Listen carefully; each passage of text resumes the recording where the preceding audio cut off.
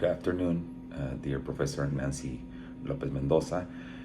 My name is Luis Guillermo Aburto Pineda, and I'm going to record this video in order to fulfill with assignment number 3 about this interesting topic regarding the CLIL, and in concrete talking about materials, methodology, and language.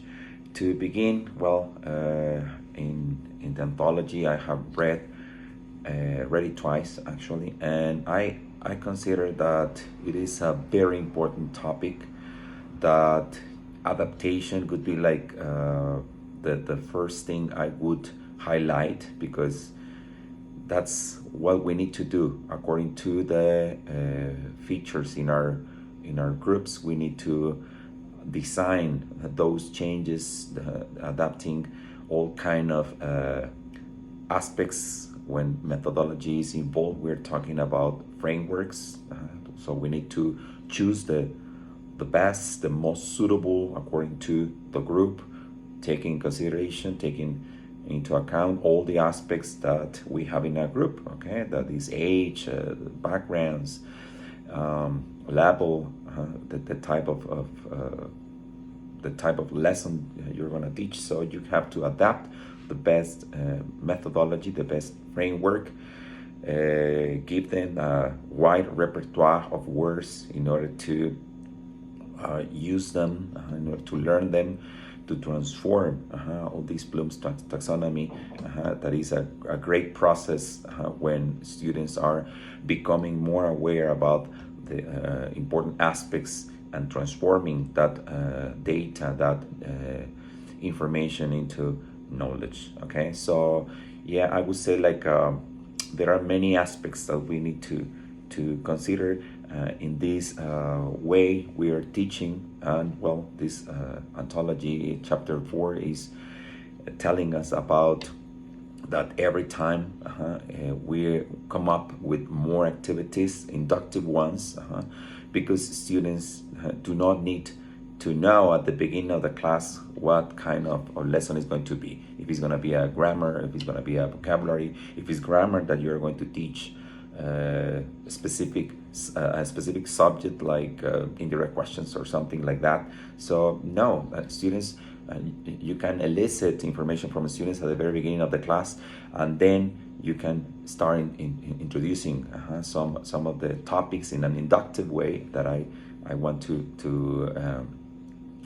underline, because yes, it's the way I love teaching. It's not the way I learned the language a long time ago, but it's the way I have identified that students are really using the language, that they use content, language as content.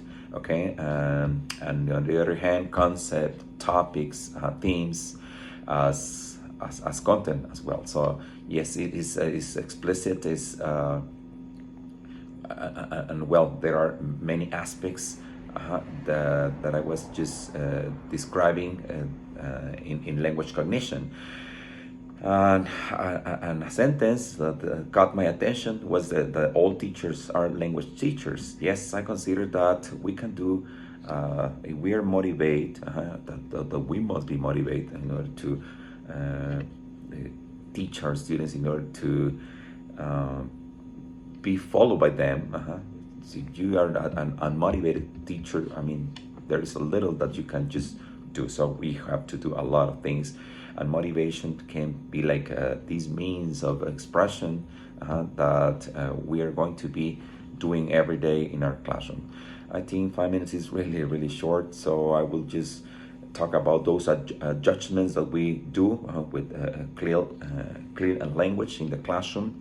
And well, the first, it could be like language. The type of language that you're using must be like very clear and simple at the beginning, and as students are just going in higher levels, well, you will be adapting, speaking faster, and giving, I insist, more complicated words or more academic words.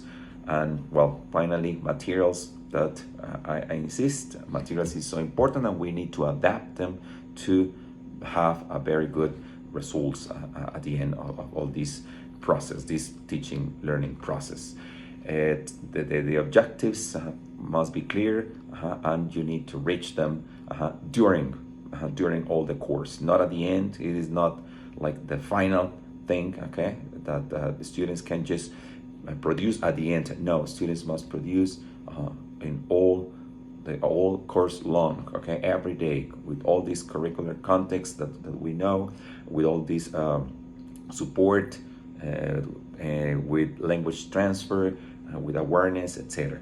So time is up. Well, thank you for listening to me, and have a lovely day, teacher. Bye bye.